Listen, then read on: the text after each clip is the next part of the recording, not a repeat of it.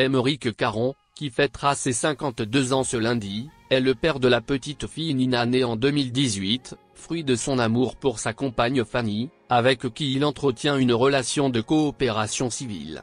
Un accouchement est interrompu en raison d'un problème de santé de la mère. Aymeric Caron fêtera ses 52 ans ce lundi 4 décembre 2023.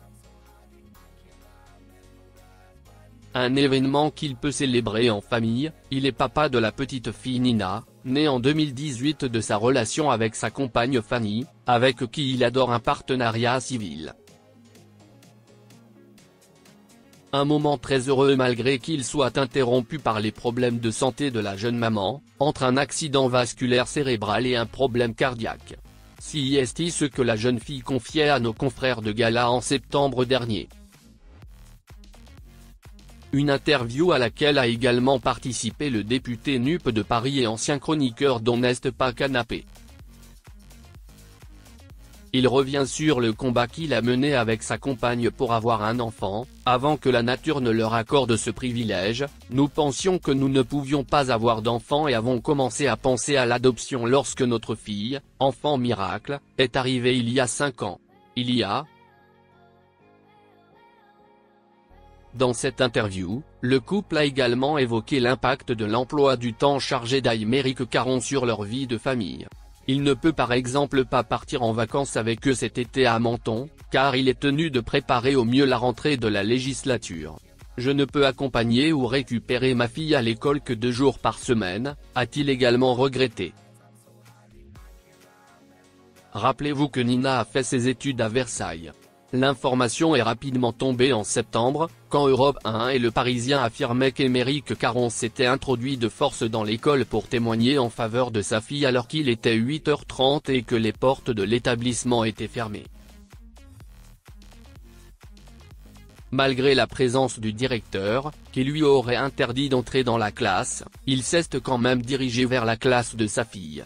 Impuissant face au comportement de ce parent, le directeur a alors appelé le commissariat de Versailles. Les policiers sont arrivés sur les lieux suite au départ d'Aymeric Caron. Mal. De la politique. Divorce. Pendant des années, ils ont eu beaucoup de problèmes, et elle a finalement atteint son point de rupture. Jennifer a décidé de mettre fin à la relation parce qu'elle était fatiguée des querelles constantes du couple. Elle croit que leurs différences sont irréconciliables. Un proche parent a déclaré qu'ils étaient malheureux depuis un certain temps et qu'ils avaient discuté de l'idée d'attendre que les enfants soient plus grands avant de se séparer légalement. Sylvester Stallone s'est exprimé sur les raisons de son divorce avec Jennifer Flavin et a écarté les rumeurs selon lesquelles une dispute autour du chien du couple était à l'origine de leur séparation. Jennifer Flavin a demandé le divorce à son mari, l'acteur de Rocky Sylvester Stallone, après 25 ans de mariage le 19 août.